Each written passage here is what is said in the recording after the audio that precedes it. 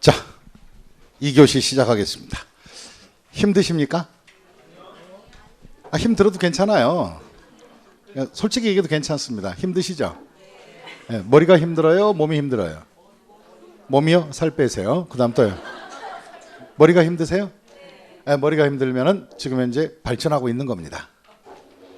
지금 현재 막 헷갈리고 힘들고 그다음에 또 이거 어디서 많이 들었는데 이게 민법 얘기인지 세법 얘기인지 구분도 안 되고 막 그러죠. 예, 이건 또 세법 시간에 막 정비법 하니까 지금 공법이가 뭐 이래가면서 세법은 공법, 민법, 학개론, 중개사, 공시법이 다 접목된 과목이에요. 그래서 모든 언어가 다 나오게 돼요. 그리고 지금 현재 혼동이 되고 헷갈린다는 것은 머리가 깨어나가고 있는 거예요. 원래 본 모습이 과거 그대로였어요. 이제 여러분들이 공부에 대한 뇌가 많이 이것이 죽었다는 걸 알게 되고 그로 인하 이제 천천히 이제 회복해 가는 거예요. 그러니까 그것이 헷갈린다는 것은 좋은 얘기예요. 상처가 났을 때 간지러워야 낫는 거예요? 아니면 가만히 있어야 낫는 거예요? 간지러우면 그냥 낫게 되는 거예요. 근데 거기서 잘못 긁어버리면 골치 아프고. 그럼 이제 우리 525페이지 가시면 양도소득세 납세 절차를 가게 됩니다. 납세 절차는 누가 어디에다가 어떤 식으로 세금을 내는가 그 절차를 공부해야 합니다. 그럼 납세 절차는 제일 먼저 우리가 판단해야 될 것이 양도자는 양도자야 돼. 양도자. 그럼 양도자가 스스로 하는 것이에요. 양도자는 제일 먼저 우리나라에 주소가 있는 거주자라면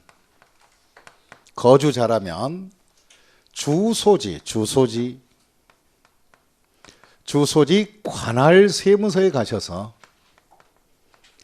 그러면 이제 동작구에 주소를 둔 자가 제주도 부동산을 팔아도 주소지가 어디에 동작이죠. 그럼 동작 세무서 가셔서 국세는 주소지니까 동작 세무서에 가셔가지고요. 제가 올해 들어와서 1월 1일서부터 12월 30일까지 연말 결산된 양도소득을 그럼 이것이 당해 과세 기간이라 그래요. 올해 과세 기간에 발생한 소득이 이만큼 됩니다라고 1년 결산한다 안 한다? 한다. 요것이 결산하는 시점이 납세의무가 뭐가 된다? 성립 이루어지게 됩니다. 그럼 양도세는 납세의무의 성립은 양도할 때가 아니라 뭐다? 과세기간이 끝나는 날로 해라. 그래서 12월 31일까지 소득 결산을 해서 양도일이 속하는 연도 다음 연도에 가서 다음 연도 5월 1일서부터 5월 31일 사이에 납세의무자가 세금과 소득과 과세 표준을 신고하고 납부해 줘야 합니다. 그럼 신고서 작성하고 제출해서 신고하고 납부하라. 그럼 이제 5월 달까지 신고 납부를 안 하거나 잘못한 사람은 나중에 과세관청에서 그들이 세금을 계산해서 뭐한다? 추징하게 될 겁니다. 그럼 이제 추징은 바로 기본서류에 돌려놓고 그럼 기초반에서는 신고하고 납부할 때까지 정상적인 행위만 가지고 다루게 됩니다. 그럼 이제 5월 달에 신고 납부하는 것이 양도소득세 세금에 대한 확정이 되는 것이다. 그래서 이를 우리는 확정신고납부라고 합니다. 그럼 정리합시다. 양도소득세 확정신고는 양도일이 속하는 과세기간에 그 기간에 한다? 다음 연도에 한다? 언제부터? 5월 1일서부터 5월 30일. 그래서 양도일이 속하는 뭐예요? 바로 뭐예요? 과세기간 다음 연도 하니까 과다오에 해주시면 돼요. 다시 뭐예요? 과다오. 뭐예요? 뭐 그냥 안 되면 과일다오 뭐 이렇게 하든가. 과일다오. 결실이 됐으니까 과일다오. 과다오 이렇게 해주시면 됩니다. 그리고 또 확정신고 납부할 때 납부할 세액이 1,000만 원을 초과하면 이 1,000만 원을 초과하면은 바로 2개월간 분할 납부할 수 있다. 다시 한번 무슨 납부할 수 있다? 분할 납부가 가능하다 이 뜻입니다. 이것이 바로 양도소득세 확정신고 납부예요. 그런데 이제 문제가 되는 것은 뭔가? 우리가 또 생각을 해봐야 돼요. 연중에 양도소득 자체가 이쪽으로 옮겨가겠습니다. 양도소득 자체가 이런 식으로 여러 개 있는 사람들이 별로 있어요, 없어요? 그냥 올해 별로 없습니다. 올해 예를 들어서 부동산 한 개 팔고 말고, 그럼 올해 들어와서 부동산 하나만 팔았다면, 다른 거 안 팔았다면 양도소득세 결산할 것이 몇 개? 하나밖에 없잖아요. 그리고 연중에 같은 부동산 그룹을 아주 대차게 여러 개 판 사람 많지 않는단 말이에요. 그래서 어떤 제도를 만들어 놨느냐? 양도소득세는 올해 판 것은 내년 5월 달까지 기다려서 확정신고 납부하는 것보다 오히려 미리 당겨서 미리미리 신고하는 것도 납세무자가 편해, 안 편해? 편하지. 여기서 봐세요. 이때 팔아가지고요, 내년 5월 달까지 기다리다 보면은 처음에 팔 때는 어떻게 해요? 양도세를 내야 된다는 마음이 고치돼 있고 안 돼 있고. 아니, 만약에 3월 달에, 올해 3월 달에 팔았으면, 팔자마자 소득이 생겼으니까, 나는 양도소득세를 꼭 내야 된다, 안 내야 된다? 내야 된다는 마음이 고치돼 있다가 내년에 낸다 그러면 또 가다가 보니까 이제 3월 달 되면 내야 된다, 한 7, 8월 되면 내야 되는데, 연말이 되면 뭐라 그래, 바쁘니까 잊어버리고 있다가 5월 달쯤 한 3, 4월 되니까 이거 내야 되는 거야? 아무 소식이 없는데? 이런 식으로 5월 달에 가면 또 획 지나가 버려요. 그러다 보니까 안 되겠다. 양도소득세에 대한 세금을 조기에 확보해서 조기에 납부하는 제도를 만들어주자. 그래서 바로 깔끔하게 팔자마자 법이 정한 기한까지 미리 땡겨 신고하는 거. 이 당겨서 신고하는 것을 우리 뭐라고 하느냐? 예정 신고 납부라고 한다. 그러니까 신고만 할 것이 아니라 납부까지 미리 당겨 하는 거예요. 그러면 확정 신고할 것을 미리 예정 신고를 잘 해버리면 확정 신고는 생략해도 좋은 거예요. 이해하셨습니까? 생략할 수 있는 것이고. 그럼 예정 신고는 미리미리 한다. 이때 예정 신고할 때 미리미리 하는 것인데, 예정 신고도 바로 확정 신고와 똑같이 1,000만 원을 초과하면은 무슨 납부도 가능하다? 분할 납부할 수도 있다. 이렇게 보시면 돼요. 그러면 예정 신고는 미리 한다. 그러면 이 예정 신고가 이제 여기서 하나 알아둘 것은 과연 임의 규정인가? 아니면 강제 규정인 것을 알아야 돼요. 강제 규정. 그러면 원래는 처음 시작은 예정 신고는 뭐예요? 임의 규정이었어요. 한 10여 년 전에는 양도소득세는 내년 5월 달에 확정합니다라고 해놓고 미리 예정 신고해 주시면 고맙습니다 하면서 납부한 세액의 10%에 대한 세액 공제를 해줬어요. 무슨 공제? 미리 땡겨내니까 그래 세액을 공제해 주자. 그래서 이제 예정 신고 제도 할 때 임의 규정을 적용하는 게 약 한 50년 이상 다 임의 규정이었어요, 과거에. 그리고 50년 동안 양도소득세는 미리 신고하면 세금 10% DC해 주니까 대부분 백성들이 확정 신고 개념을 잊어버리고 안 잊어버리고? 잊어버리고 뭐다? 예정 신고를 그냥 이 자체를 그냥 양도소득세 확정인 줄 알고 다 그렇게 해왔단 말이에요. 그러다 보니까 이제 다들 예정 신고를 잘하고 있었어요. 양도소득세 납세무자들이. 그러다 보니까 정부에서는 임의 규정은 다 이미 정착화됐으니까 이제 임의 규정을 뭐하고 폐지하고 강제 규정으로 바뀐 거예요. 그럼 강제 규정으로 바뀌면서 뭐가 달라지느냐? 임의 규정일 때는 해주면 감사합니다 하면서 세액공제 해주고 안 해주고 해주다가 강제 규정으로 적용되는 바람에 세액을 공제하는 제도가 있고 없고 폐지돼 버리고, 또 강제 규정이다 보니까 미리 당겨한 것이 의무이다 보니까 이 예정 신고를 안 해버리면은 해당 무슨 세가? 가산세가 바로 먼저 부과가 되고 있다는 것을 알아두셔야 됩니다.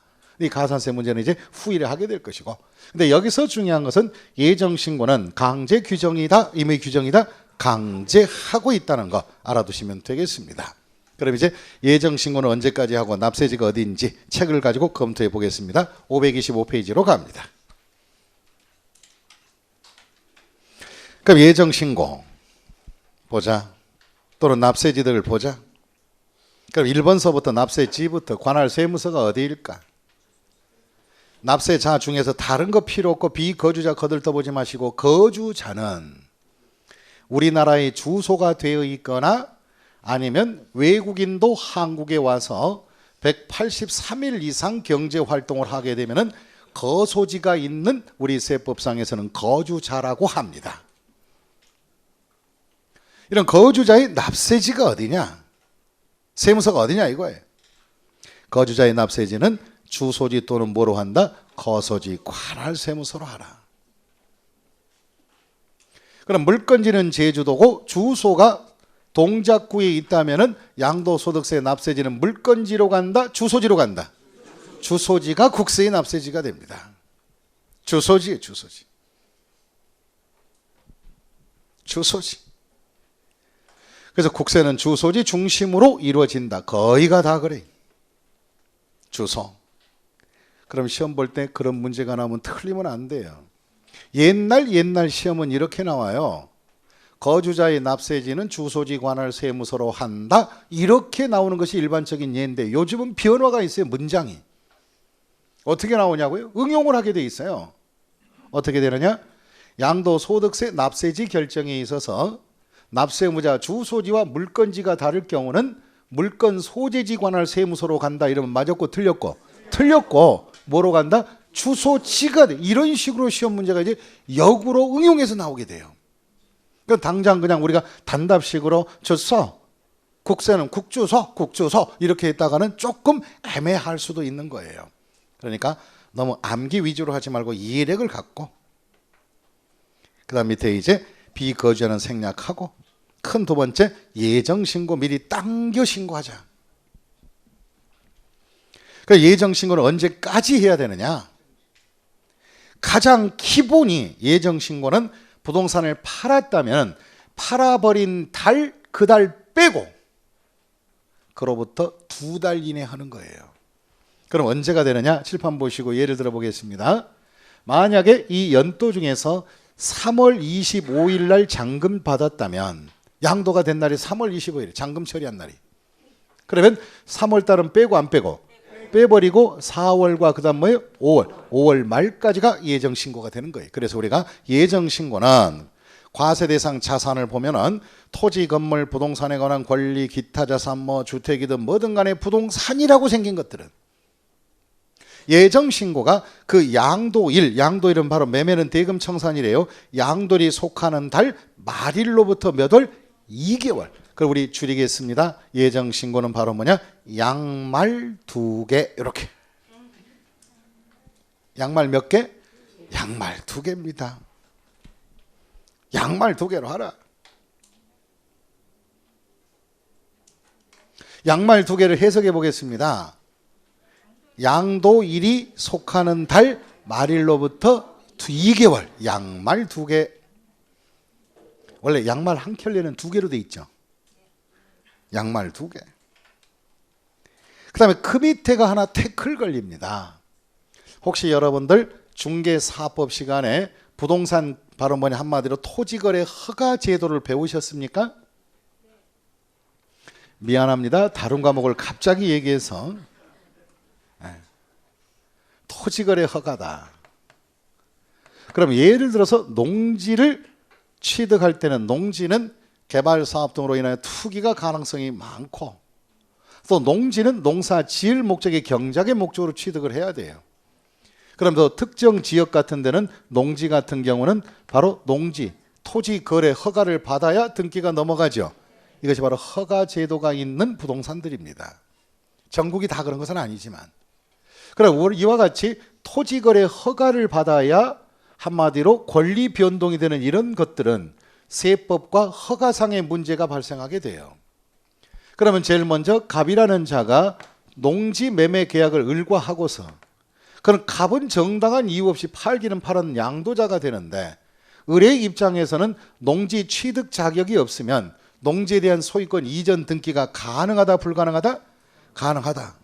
불가능하다? 어떤 거예요? 불가하지. 허가 대상 토지는 허가가 있어야 등기 신청이 되는 거예요. 등기 신청 서류에 토지거래 허가서가 들어가 줘야 돼요. 근데 여기서 이제 세법상의 문제가 생긴 거죠. 이 갑이라는 자는 바로 이 시점에서 농지를 을에게 팔고 바로 잔금을 받았어요. 대금 청산이 됐어요. 그럼 우리가 양도소득세에서는 양도일자를 무슨 청산일로 하고 대금 청산일로 해야 돼요. 그럼 양도는 됐다 이 말. 대금 청산이. 그러다 보니까 문제가 되는 것이 을이라는 자가 이 농지를 갖다가 취득을 해놓고 등기 신청을 할 때니 바로 이 을은 자격이 안 된다는 거예요. 허가가 안 나오는 거야 이게 지금. 근데 뭐가 자격이 안 됩니까 했더니 동네에 거주 기간이 안 맞는데 그 동네에서. 그래서 2달 부족하대. 그래서 어쩔 수 없이 야 가봐 기다려라. 대금 청산은 했지만은 등기를 못한다 지금. 이유는 허가를 못 받았다. 그래서 2달 기다리면 허가 떨어진댄다. 적격 요건을 갖춰서. 그래서 대금이 청산이 됐으나 나중에 허가가 떨어지면 이걸 우리는 뭐냐? 대금이 청산 이후에 허가가 나중에 떨어진 거예요. 그럼 허가가 안 떨어지면 이 권리 변동은 유효, 무효. 무효가 되고 현재는 무효이지만 나중에 허가를 받으면 유효한 권리 취득이 되겠지요. 그런 경우가 한마디로 이 자체가 혹시 여러분들 유동적 무효 들어보셨어요? 그 얘기하는 거예요 지금. 바로 그러면 양도는 되었으나 허가가 안 떨어지면 유효, 무효, 무효. 나중에 허가 떨어지면 정상거래 인정. 그럼 이런 경우는 대금이 청산됐다고 미리 예정 신고한다는 것이 문제가 생기잖아요. 이거 만약에 거래 자체가 무효가 처리될 수 있으니까. 그런 경우는 청산한 다음에 허가가 떨어진 것들은 허가일을 양도일로 연장 적용합니다. 다시 한번 무슨 일을 양도일로 연장하라? 그러면 허가일 기준으로 예정신고는 허가일이 속하는 달 말로부터 2달 이내 해줘야 돼요. 이것을 우린 허말 2개라고 동그라미 치시고. 허말 2개. 그럼 허가구역 안에 토지를 거래하였을 때는 허말 2개로 한다. 맞았을까? 틀렸을까? 허가구역 안에 토지를 양도한 경우는 허말 2개로 예정신고한다. yes, no. 그게 바로 이렇게 집단으로 틀린 겁니다.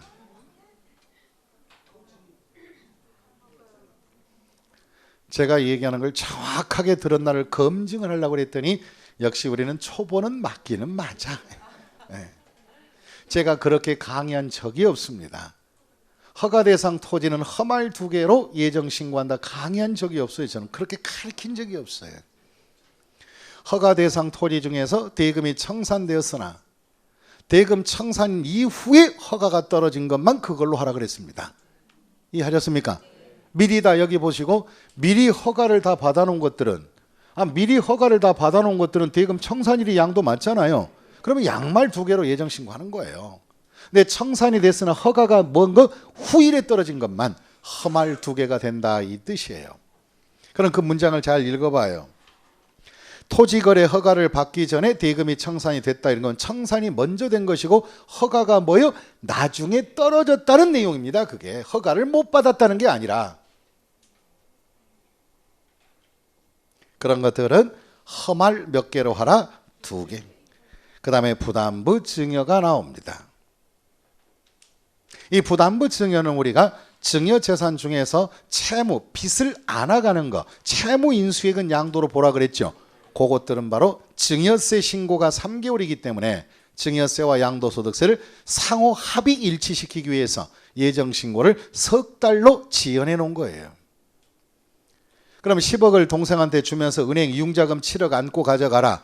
그럼 7억에 대해서는 형의 양도로 보는 것이고 그 부담부 증여할 때 양도소득세 예정신고는 어떻게 들어간다? 그 부담분 증여가 있는 날 그걸 양도일로 하고 양말 몇 개다? 3개로 갑니다. 부양말은 몇 개? 3개.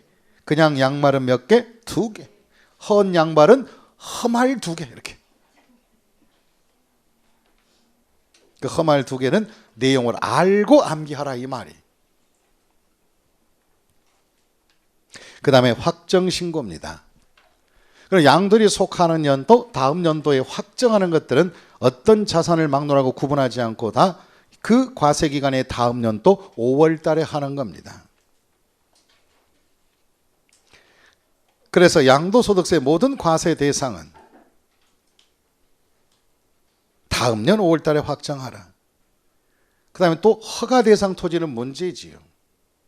대금이 청산이 되었으나 나중에 허가 떨어진 것들은 확정 신고한다면 허가일이 속하는 연도의 양도가 된 거니까 그것은 바로 허가일이 속하는 연도 무슨 년에? 다음 년 5월 달에 하라. 그런 칠판 한번 보시고요. 이것이 2018년도 12월 달에 대금이 청산이 되었고 근데 허가를 못 받고 있다가 19년 2월 달에 허가가 떨어졌으면 허가가 됨으로써 양도가 됐다 그랬잖아요. 이런 것들은 바로 허가일이 2019년도니까 확정 신고는 그 뭐예요? 다음 년 20년 5월 달이 돼야 한다 이 뜻입니다. 그럼 나중에 이제 우리가 중개사법에서 토지거래 허가 제도를 배울 때 이 허가가 있는 것들은 일단 허가 없이 거래한 것은 무효로구나. 그럼 우리는 양도세를 어떻게 내릴까? 그럼 허가가 떨어진 게 유효가 되니까 유효가 된 날이 속한 달 말로부터 2달 뒤는 예정신고, 유효가 된 연도 다음 연도에 뭐에 확정신고구나. 그것을 미리미리 다른 과목 할 때도 이렇게 연계성을 갖고 하면 오히려 진도가 무진장 좁혀집니다. 빨리빨리 깨어나야 할 텐데. 그 다음에 큰 네 번째 분할 납부가 있습니다. 나눠내자. 밑줄 긋겠습니다. 예정신고나 확정신고할 때 분할 납부할 수 있다. 나눠낼 수 있다는 거죠. 천초에 밑줄 그으시고, 그러면 재산세 같은 경우는 500초과에 2달 있는데 왜 양도소득세는 1000초로 만들어 놨을까? 양도소득세는 팔았으니 돈 있고 없고? 돈이 있잖아. 그죠? 그래서 우리가 1000초에 2달로 해놨습니다. 그럼 어떻게 분할 납부할까? 1000초에 1000둘 돼 있다 이 말이에요. 재산세는 5둘, 종부세 같은 경우는 250에 6개월 이런 식으로 좀 차이가 있어요. 그러면 1번 박스 가면 2천만 원 이하일 때는 1000만 원 초과 금액을 분할 납부할 수 있다. 2달을 주겠다. 그럼 계산 한번 해보겠습니다. 갑이라는 자가 양도소득세 낼 금액이 1800만 원이 나왔어요. 그럼 분할 납부하고자 한다면 1800만 원 중에서 바로 2000만 원이 안 되니까 바로 1000만 원을 초과한 금액이 분할 납부가 되니까 분할 납부 2달 동안은 얼마를 해야 되고 800. 그러면 납기 내에 내야 할 것은 얼마? 1000만 원. 이건 정상적인 납부해 주시고, 그럼 분할 납부가 몇 개월이면 2달 됐으면 요 800만 원을 이 2달 기간에 아무 때나 800을 내라는 것이지 요 800을 다시 월별로 나눠서 400씩 끊어내라 그거는 아닙니다. 이해하셨습니까? 2달 내에 아무 때나 800만 내주시면 돼요. 그 다음에 큰 두 번째, 납부할 세액이 2천만 원을 초과하면 얼마로 하겠다? 50% 이내로. 그러면 양도소득세가 1억이 나왔다. 그러면 최대가 50% 이내이죠. 50%죠? 2천만 원 초과니까. 어떻게 대답이 좀 소리가 적어지네요. 다시 한번 1억이 나왔다면 2천만 원이 넘어가 안 넘어가? 넘어가면은 2번 규정을 적용하면 돼. 1번과 연계하지 말고. 전체 세금의 몇 프로? 50%. 그러면 최대 얼마까지? 5천만 원까지는 2달 분할 납부할 수 있고 5천만 원은 납기를 내주면 되는 거예요. 이제 분할 납부라는 제도의 특징을 알았죠? 그러면 됐습니다. 넘기시고 이제 넘기고 그 다음에 이제 우리가 해야 될 게 뭐냐? 특수한 단원인데요. 납세 절차가 끝났으면 기본은 다 완결된 거예요. 그런데 이제 그 다음 장등에 뭐가 나와 있느냐? 이상한 자산이 나왔네. 국외자산, 외국 부동산 등을 파는 거예요. 그럼 잠깐 저하고 대화를 해야 합니다. 우리 양도소득세 전번주에 강의하면서 양도소득은 소득 가지고 과세하는 것이다. 그럼 따라서 전번 시간에 얘기하면서 여러분이 그냥 웃고 지나갔던 중에서 선생이 왜 저 얘기를 했을까? 그걸 연상해야 돼. 소득과 사랑은 국경이 있다 없다? 없다. 그러면 외국 부동산 양도도 양도세를 내야 된다 안 내야 된다? 내야 한다. 그래서 제가 국경이 없다고 얘기를 했었던 거예요. 그랬더니 어떤 분은 파란 눈 아가씨가 중요해. 그게 아니었단 말이기. 따라서 이와 같이 국경이 없다. 그러면 내가 외국 부동산을 양도하더라도 발생한 소득이 있다면 국내 세법에 따라서 양도소득세를 계산해야 한다. 그러면 외국에서 1억 남는 사람, 국내에서 1억이 남는 사람이 똑같이 우리나라 세법을 적용해서 세금을 계산하면 낼 세금은 같아야 한다, 틀려야 된다?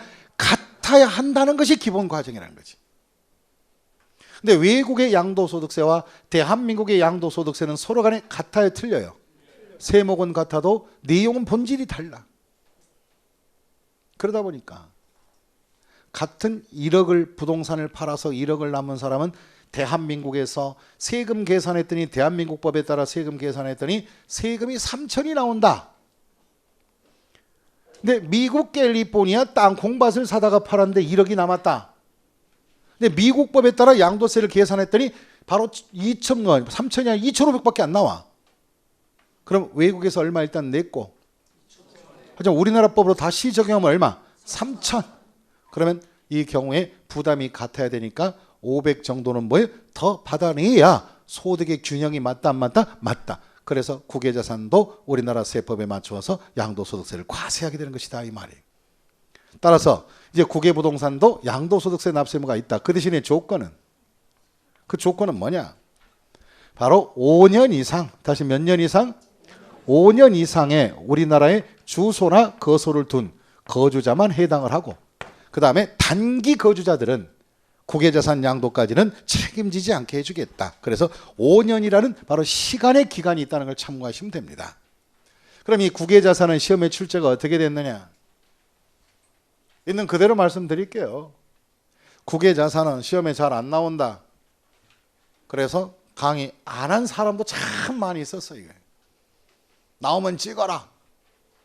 나와야 한 문제다. 그런데 어느 연도인가는 양도소득세 총 6개 중에서 국외자산에서 2개가 나와버린 거예요. 그럼 황당해 안 해? 저는 그런 꼴을 못 봐요.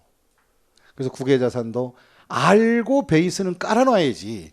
깔지 않고 갔다면 여러분들은 바로 총만 쏠 줄 알았지 전투장에서 적군이 셀 때는 숨을 방법을 모르는 거예요. 그래서 할 것은 다 해놔야 한다 이 말을 준비는 해야 돼. 준비. 그럼 이제 국외자산의 구분과 어디까지인가 차이점을 하나씩 잡아나갈 거예요. 모든 세금 계산은 국내 자산의 연계성이 있기 때문에 별도로 칠판 판서는 없고 책 보고 바로 굵직굵직한 걸 정리해 갑니다. 첫째, 거주자 국외자산 양도소득세 바로 10 나와 있습니다. 외국 자산을 양도해도 양도세를 내라. 그럼 과세 대상 자산은 뭐냐? 외국에 있는 토지 건물 부동산 들어갑니다. 두 번째, 외국에 있는 부동산 권리도 들어갑니다. 부동산 권리에 부동산을 취득할 수 있는 권리, 부동산을 사용할 수 있는 권리 다 있지요. 국내 것과 다를 게 없다. 그럼 우리가 부동산에 대한 사용권이라 그래서 지상권이나 전세권, 등기된 부동산 임차권은 양도소득세에 들어갔었죠. 권리금들이. 그런데 거기 보니까 국외자산은 지상권, 전세권 나와 있는데 부동산 임차권이라고 나와 있음시롱 앞에 부동산 임차권 안에는 등기된 이런 말이 있어요, 없어요? 없어요. 그럼 우리가 우리나라 민법에서는, 우리나라 민법입니다.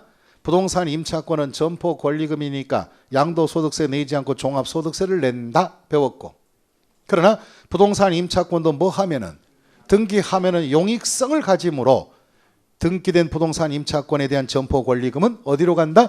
양도소득세로 간다. 근데 국외 쪽에서는 등기되고 안 되고가 구분이 안 돼 있죠. 왜? 우리나라 민법과 다르기 때문에. 외국 것은. 그래서 국외 부동산 임차권은 외국 것들은 등기되었던 안 되었던 임차권 자체가 양도소득세 모두 다 들어가게 됩니다. 그 차이가 있어요. 그 다음에 기타 부동산 관련도 똑같아요. 과점주주다, 특수업종 주식이다. 이 주식은 후일을 도모하자 했고, 그 다음에 특정 영업권, 바로 외국 주유소 팔 때 권리금 받을 수 있죠. 또 외국 골프 이용권 팔 수 있죠. 그런 거 전부 다 기타 자산에 들어가고, 그래서 거기에 있는 양괄호 1, 2, 3번이 부동산 그룹 자산입니다. 양괄호 1, 2, 3번, 동그라미 1, 2, 3번이 아니고,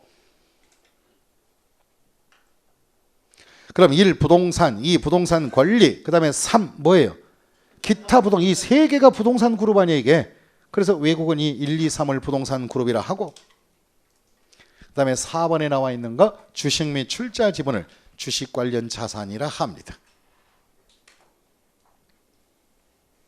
그러면 여기에서 이제 문제가 뭐냐? 자, 칠판 한번 보시고 국내 자산의 소득에 대한 구분은 부동산 그룹과 주식 그룹과 파생 상품이라는 게 있지요. 그렇죠? 그럼 부주파로 3개로 결산을 했는데 국외 부동산 관련과 주식 관련밖에 없고 파생 상품은 외국 것은 있어요, 없어요? 없지요. 없는 이유가 뭘까? 이게. 외국에 대한 주식에 대한 파생 상품은 사실상 국내 국의 국적에 대한 불투명성 때문에 그래요. 국적에 대한 불투명. 그래서 어쩔 수 없다. 그래서 국외 파생 상품은 양도소득세를 내기는 내는데 어디로 가느냐? 국내에 다 합쳐버려요. 어디에 합쳐버려요? 국내. 그럼 외국에 대한 파생 상품은 국내 파생 상품 쪽으로 합쳐서 그럼 여기에서 파생 상품 관련 자산 이것만큼은 국내 것과 그다음 뭐예요? 국외가 다 들어간다 이 말이에요. 그래서 외국 부동산 양도는 따로 양도소득세를 신고해야 되는데 파생 상품만큼은 국내 자산에 뭐한다? 합산 신고를 해야 됩니다. 근데 이것은 파생 상품 얘기니까 얘기하고 싶지는 않은데 요즘은 바로 하도 출제위원들이 성격이 괴팍해서 공시세법을 3교시로 만든 이후에 아주 이상한 거 지엽적인 걸 갖다 던져내요. 그럼 혹시나 시험에서 이들이 국외자산도 파생상품은 국외자산, 국외 파생상품 관련 자산도 별개로 양도소득세 국외자산으로 구분한다 그러면 되고 안 되고? 안 되고. 국내에 합쳐진다는 것이 특징이에요. 요 말 또한 이제 지속적으로 들어가 줄 거예요. 그다음 외국 부동산 양도에 따른 것은 납세 의무자를 판단할 때 밑에 가시면 납세 의무자는 몇 년 이상 주소나 거소를 둔 자? 5년 이상. 주소나 거소를 둔 자. 그래서 5년 이상 묵은 자들만 해당이 된다. 그럼 미국 사람이 한국에 교화하여 우리나라 국적으로 이민을 왔을 때 거주자 신분은 가졌을지라도 5년 이내라면 미국 과거의 본토에 있는 부동산 양도는 우리나라 양도소득세로 부과하겠다 안 하겠다? 안 하겠다. 그래서 5년 이상 된 사람만 이런 일시적 거래에 대한 양도소득세 부담을 하게 되겠다. 그럼 여기서 5년 이상의 밑줄 그시고 띄엄띄엄 돼 있어야 아니면 계속하여 계속하여 주소나 거소를 둔 자만. 그 다음에 밑에 양도소득금액 계산에 들어가자. 양도소득금액 계산할 때 양도가액에서 필요비를 빼달라. 외국 것도 똑같아요. 이때 양에서 피를 빼는데 문제가 중요한 것은 그 옆에 원칙 보면 외국 것도 무슨 거래 가격으로 한다? 실거래 가격으로 한다. 거기까지만 미칠 거예요. 다른 거 부여는 필요 없고 외국 것도 실거래 가격이다. 다시 국외 자산도 무슨 거래 가격이다? 실거래 가격으로 들어가겠다. 실거래로 들어간다. 국외 자산도 실거래.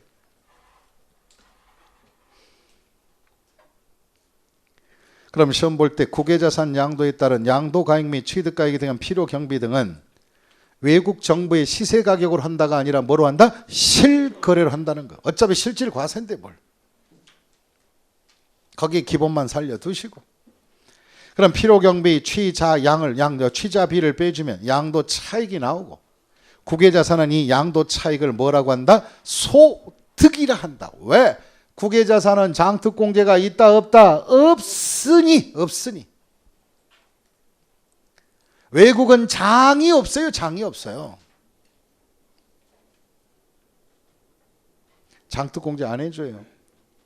수백 개가 되는 나라마다 물가 상승을 감안하여 공제율을 적용하기도 어렵고 또 등기 제도가 있는 나라 없는 나라 있다 보니까 있는 나라 해주고 안 있는 나라 안 해주고 할 수도 없고 그래서 국외 자산은 통일하여 장특 공제 제도 자체가 존재치 않는다. 그럼 시험 볼 때 주의하셔야 되겠네. 국외 자산도 3년 이상 보유한 부동산은 장기 보유 특별공제가 가능하다 나와 있으면 yes다 no다? no. 그래서 차익이고 소득이 돼버립니다. 그 다음에 또 그 다음 옆에 페이지 가시면 과세 표준 계산. 양도소득세 과표 계산을 어떻게 할까? 외국 것들은 똑같아요. 소득금액에서 양도소득 무슨 공제를 하고? 기본공제. 그럼 국외자산도 따로 별도로 기본공제 각각 받을 수 있습니다. 얼마씩? 250씩. 그래 과표가 나오는 거예요. 그럼 과세표준이 나왔으면 이제 우리가 다 통상적으로 과표에다가 곱하기 뭐를 해야 돼? 세율. 그럼 양도소득세 세율은 부동산 그룹의 세율이 어떻게 될까? 부동산과 부동산 권리 기타 자산 할 것 없이 국외자산은 예외 없이 그냥 한 방에 싹쓸이로 6에서 40입니다. 기본만 가는 거예요. 기본만. 그럼 여기서 우리가 특징을 알 수 있다. 어떤 특징일까? 외국 부동산을 양도했으면 첫 번째 미등기 양도 70이 있고 없고, 뭐 주택이나 입주권 딱지 구분 있고 없고, 그 다음에 단기 양도네 장기 양도네 그런 것이 있고 없고 그냥 한 방에 6사이에요. 그냥. 그럼 장특공제가 없는 대신에 등기 제도의 제한과 보유기간의 제한을 안 두고 세율에서 마지막으로 혜택을 주어버리는 거예요. 이렇게. 그럼 국외자산은 기본공제 할 수 있고 없고, 그렇죠. 없고 그럴 줄 알았다. 장특공제만 없다니까. 나 이렇게 툭툭 던지는 얘기가 왜 던진 줄 아세요? 다시 한번 상기하라. 장이 없지 기는 있다. 또 미등기 자산 제도는 국외권이 있고 없고 국내에서만 부동산 바로 실명 대책을 확보하겠다 이 뜻이지. 그 다음에 그 밑에 이제 이중과세 조정 거기다 밑줄 것이고, 국외자산 양도에 따라서 외국에서 양도세 낸 것이 있다면 우리나라 법에서 계산된 세금을 다 매길 수는 없잖아요. 외국에 낸 것은 빼줘야지. 빼줄 때 빼는 방법은 두 가지예요. 잘 보세요. 외국에 납부한 세액을 빼주는 무슨 공제 방식과 세액 공제하는 방식과, 그게 싫으면 아예 외국에서 납부한 세금은 양도 차익을 계산할 때 필요 경비에 넣어서, 무슨 경비에 넣어서? 필요 경비에 넣어서 양도 차익을 줄이는 방법. 이것은 바로 당신이 원하는 대로 하십시오. 유리한 방법으로. 근데 대체적으로 세액 공제 방식이 더 유리합니다. 그러면 여기서 시험 볼 때 주의할 사항이 뭘까? 국외자산 양도에 따른 외국 납부 세액은 세액에서 공제한 방식에 의한다. 그러면 되고 안 되고? 안 되고. 세액 공제나 필요 경비에 선택할 수 있다. 그럼 혹시 시험에 또 이렇게 나오면 어떻게 될까? 국외자산 양도에 관련한 외국 납부 세액은 바로 세액에서 공제할 수 있다. 그러면 맞아 안 맞아? 그건 맞지. 선택할 수는 있으니까 그걸로 할 수도 있다는 거지. 그러니까 법과 응용을 잘 하시라고. 국외자산 끝. 이제 칠판 모시고 이제 마지막으로 우리가 다룰 한 꼭지가 남아 있는데, 잘 보세요. 이제 이러이러한 부동산 등의 양도는 양도로 본다. yes. 그러나 그로 인한 소득은 일부 또는 전부에 대해서 과세 금지해놨다. 이것을 우리는 비과세 대상 양도소득이라 그래요. 그럼 비과세 대상은 과세 요건인 과세 대상에서 빼버리니까 신고하지 않아도 괜찮습니다. 이해하셨습니까? 꼭 신고하라는 거 아니에요. 비과세 대상이면 우리가 양도소득세 신고서를 보면 비과세 대상을 양도해도 신고서를 제출하라 그랬어요. 왜냐하면 비과세인지 아닌지 뭐 하려고? 검토하려고. 하지만 내버려두고 팽개쳐도 그들이 판단할 때 비과세는 뭐 아무 소리 없이 끝납니다. 그럼 비과세 대상은 구체 어렵사리 신고할 필요도 없다. 그럼 이제 비과세 대상이 뭘까? 그럼 어떤 양도가 양도소득세 비과세 대상이 될까? 1, 2, 3, 4가 있어요. 그럼 첫 번째가 뭐냐? 찾고 싶죠? 네. 기둘려. 여기 보시고. 여기 보시고.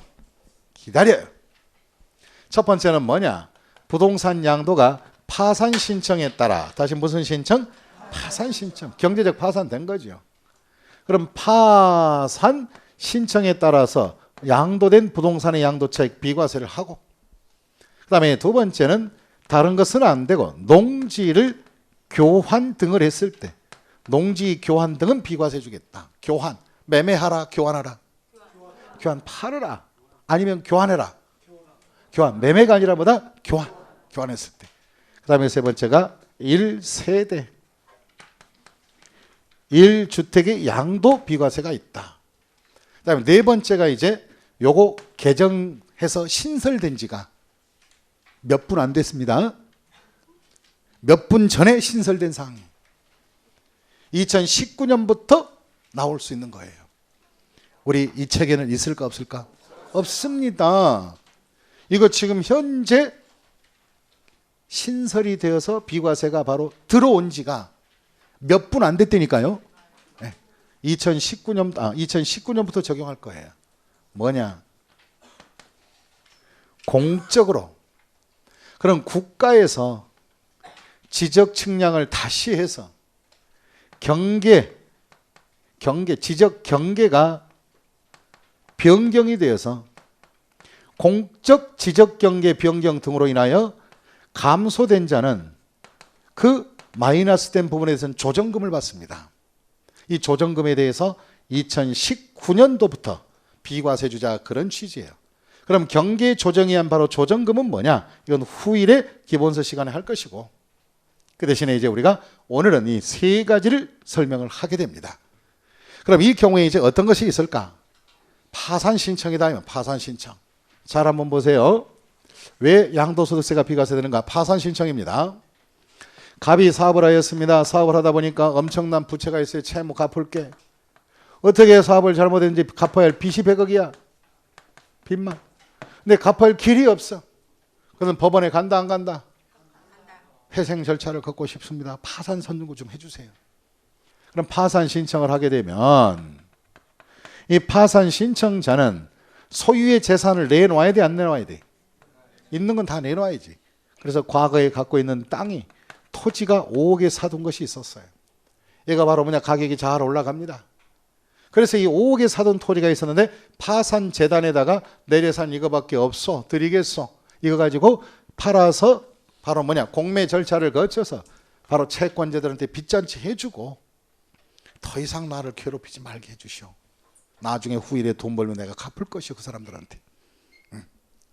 그래서 이 토지 5억에 대해서 파산 바로 신청을 해서 법원에서 이걸 갖다가 파산자 재단을 갖다가 공매 처분한 거예요.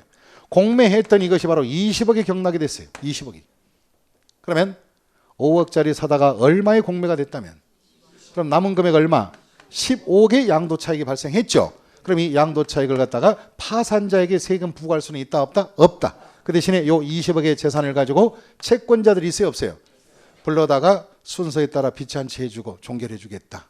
이것이 바로 파산자의 양도 차익입니다. 무슨 자? 파산자. 네, 파산자.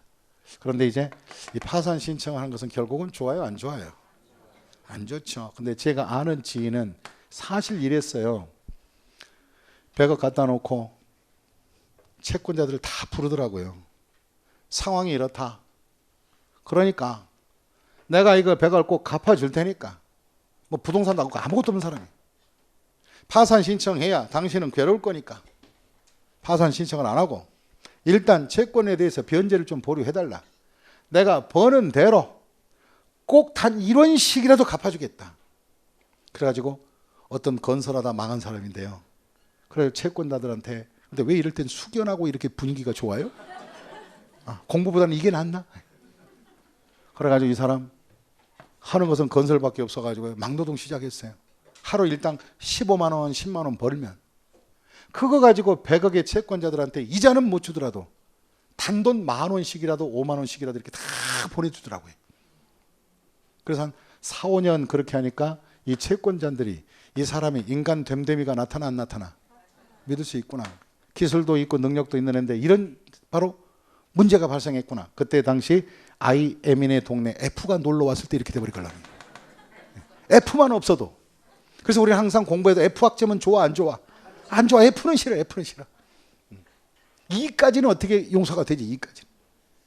그래가지고 이 채권자들이 다시 모여서 자기네들끼리 회의를 한 거야.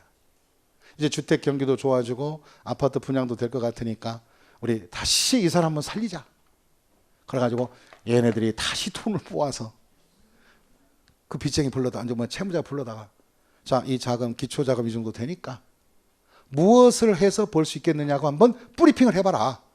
그랬더니 부지 사서 아파트 지어서 분양하면 이렇게 했고 수익성이 이렇게 나오니까 잘만 하면은 바로 2년 이내 100억 청산할 수 있다. 내가 기초자금이 없어서 그런 것이지. 그래가지고 아파트 지어서 분양하는다. 이것도 날림으로 공사했고 안 했고 정확하게 얘가 성실해요.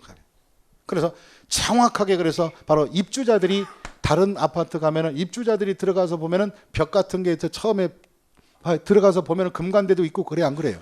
그런 게 있지. 물론 마르면 금이 갈 수 있지. 근데 다른 아파트는 입주자들이 머리 쾅 하면은 바로 머리가 깨지지 않고 뭐가 들어가. 벽이 이렇게 파이고 하는데 이 아파트는 머리를 탁 때리면 깡 하고 머리가 튕겨나와요. 그 정도로 원칙대로 열심히 잘 지어 분양했습니다. 첫 분양하니까 소문이 나 안 나? 그 아파트는 정말 성실하게 잘 지었다. 그래가지고 그 다음에 또 짓으니까 분양이 그냥 1순위가 아니라 0순위 마감될 정도예요. 그래가지고 유명한 바로 뭐냐 무슨 거의 이제 건설 그룹이 만들어진 거죠. 그래서 이런 사람도 한때는 문제가 있었다 없었다? 있었다. 그래서 가급적이 파산 신청하지 말고 갚아주는 게 좋아. 이게 파산 신청하면 나중에 후대들이 갑에 막 3대 후손이 2대 후손이 바로 뭐냐 무슨 뭐 대법관에 임명이 된다 그러면 거기에 연좌제라는 게 있어요 없어요? 조상의 기록을 보고 아 할아버지가 파산 신청했는데 이거 남한테 피눈물 흘린 거 아니냐 이런 사람이 어떻게 그런 후손이 그런 피가 이렇게 될 수 있냐 이런 식으로 바로 뭐에 몰약하는 사람도 나타나니까 별로 안 좋은 것 같더라고요. 그러니까 친구한테 빚이 있으면 꼭 갚으시고 이해하셨습니까? 네, 나중에라도 갚아주세요. 자, 그 다음에 이거 끝 그만해 여기. 농지를 뭐 했을 때 비과세주자? 교환은 매매다 체인징이다. 우리 세법 시간에 영어도 많이 배웁니다. 영어도 바꾼다. 농지 교환 등을 했을 때 비과세 주겠다. 그럼 농지 교환을 한번 우리가 공부해 보는 거예요. 그럼 갑이 소유한 농지가 있다. 이 농지는 과거에 1억에 취득한 것이다.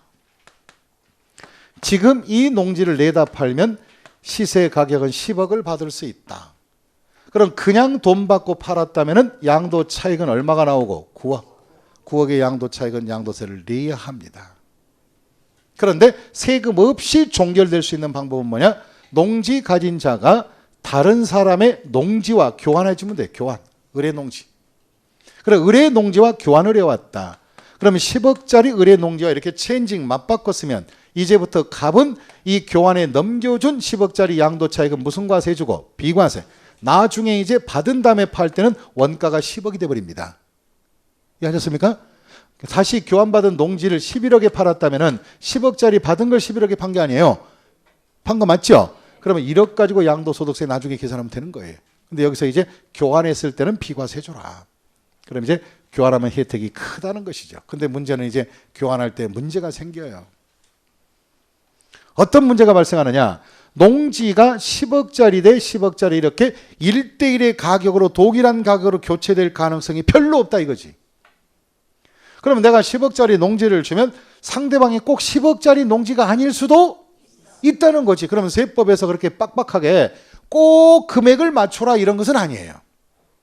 교환의 범위는 만약에 예를 들어서 을이 농지가 갑에게 준 것이 10억이 아니고 7억 5천이라면 다시 얼마라면? 7억 5천만 원밖에 없다면 이 7억 5천밖에 없다면 을은 갑에게 농지 7억 5천 주고 현금 얼마 줘야 돼? 2억 5천은 현금 줘야 되지 않겠어요? 그럼 이런 식으로 교환이 됐다면 갑의 입장에서는 100% 교환이에요? 아니면 75%만 교환이에요? 을은 100% 교환이 아니에요. 을은 125% 교환이지. 100%는 교환이고 현금 뭐 매수까지 걸렸지. 그럼 이제 갑의 입장을 본다면 갑은 10억짜리 농지 주고 교환이 7억 5천, 현금이 2억 5천이라면 부득이 거래 가액은 차이가 나올 수도 있다 없다? 있다. 요 차이가 거래 가격의 차이가 큰 쪽 작은 쪽 중에 큰 쪽 기준으로 4분의 1 이하의 바로 현금 거래가 있을 때는 여기까지를 바로 한도로 교환 거래로 인정해 주겠다는 거예요. 그러면 7억 5천 주고 얼마까지는 2억 5천을 현금 거래가 있어도 10억이 다 뭐 된 것으로 교환된 것으로 인정해 주겠다 안 해 주겠다? 해 주겠다 이 뜻이라고. 여기까지 이해하셨습니까? 인정해 주겠다는 거지. 그러면 몇 프로 이내의 금전 거래는 큰 쪽에 4분의 1이니까 25%. 그 옛날에는요 착하디 착하고 정말 중후한 출제위원은요 4분의 1 이하 이런 식으로 정상적으로 문장을 내요. 근데 요즘은요 변화가 생겨가지고 가격이 큰 쪽에 25% 이내의 차이가 발생하면 교환된 것으로 본다 이렇게 퍼센트로 나오면 또 우리는 황당해져요 안 해져요? 해지지. 그래서 4분의 1은 어떤 금액의 4분의 1은 몇 프로다? 25% 이내를 말합니다. 이 정도 교환이 되면 바로 교환된 것으로 보고 비과세해 주겠다 이 뜻이에요. 그럼 여기서 이제 마지막으로 교환이 됐을 때 원인에 따라서 그 원인이 첫째가 공익을 목적으로 공익상 교환이 됐을 때는 조건 없이 교환 자체로 비과세를 해주고 이 조건만 맞으면. 하지만 또 우리가 경작상, 다시 무슨 상? 경작상이라는 것은 농사 지으려고 안 지으려고 농사 짓기 위해서 교환을 했다면 얘는 3년 의무 경작을 하고 그 대신에 중간에 수용이 되면 3년 경작한 것으로 인정해 줄 겁니다. 그럼 이제 농지 교환과 분합에 대해서 읽어보겠습니다. 다 같이 보자. 527페이지 보시면 큰 11번의 양도소득세의 비과세 대상 그 밑에 가시면 1. 파산 선고 밑줄 그시고 파산. 두 번째 농지 교환과 불합. 논밭을 가지고. 그럼 여기서 비과세 되는 것은 논밭이다 과수원도 들어간다. 논밭. 그리고 우리가 농지하게 되면 과수원도 농지 아니에요. 그죠?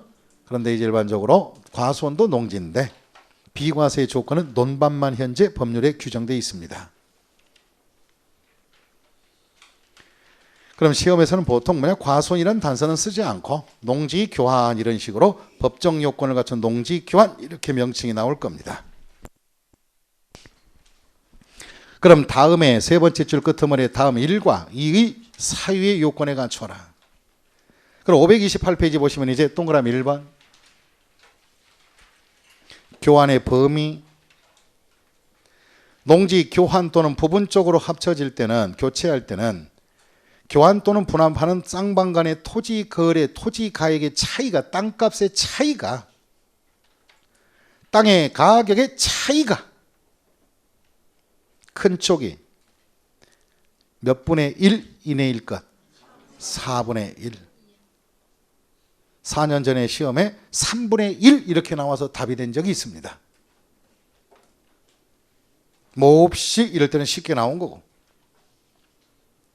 근데 만약에 4분의 1 나와 있을 때 조심해야 될 게 있습니다. 나중에 이제 핵심에서 얘기하겠지만 심화에서 미리 한번 쉽게 짚고 나가면 4분의 1을 암기하지 마시고 중요한 것은 뭐예요? 25%도 암기할 게 아니고 중요한 것은 가격 차이가 4분의 1 이내라는 거지 면적의 차이를 말하는 것이 아닙니다. 면적을 조심해야 됩니다. 가격 기준 4분의 1 이내. 면적 기준 4분의 1이다. 가격 기준이다. 땅값 기준. 그 다음에 밑에 교환의 사유. 기역, 니은, 디귿 묶어요. 이걸 공익상 교환이라 그래요. 이 공익상 교환은 뭘까? 이 공익을 목적으로 한 교환은 국가나 지방자치단체가 행하는 국가 등의 공익 사업 때문에 농지가 교환되거나 또는 우리가 국가가 소유하는 땅과 교환이 되거나 그다음에 농어촌 정비법 하게 되면 경지 정리하면서 경지정리 농경지 정리하면서 교환 분합이 되든가 그럼 이런 것들은 공익상 교환이라 그래서 4분의 1 이하의 차이면 그냥 비과세 조건이 달성되는 것입니다. 그 다음에 니을은 뭐냐? 농사를 짓기 위한 경작상 필요에 의해서 교환이 되는 것은 사후 관리하게 됩니다. 일단은 비과세 해주고 경작을 제대로 하고 있나 안 하고 있나에 사후 관리 규정이 있다. 그럼 경작상 필요해서 민사상 교환 불합이 되면 몇 년 의무 경작하라? 3년. 3년 농사 짓고 있는데 갑자기 바로 수용될 수도 있죠. 그럼 수용이 돼버리면 3년 경작한 걸로 쳐줍니다. 이것이 민사상 교환하는 거예요. 경작상. 그러면 시험 볼 때 조심하실 것은 국가 등이 바로 시행사업 때문에 교환된 자는 쌍방 간의 토지 거래 가격의 차이가 4분의 1 이하인 경우는 3년 의무 경작을 해야 된다? 안 해도 된다? 하지 않아도 좋다. 그 뜻이. 여기까지가 교환 분합을 했습니다. 이제 우리가 다음 시간에는 마지막으로 1세대 1주택과 딸린 토지 양도에 대한 비과세 규정을 적용합니다. 휴식하세요.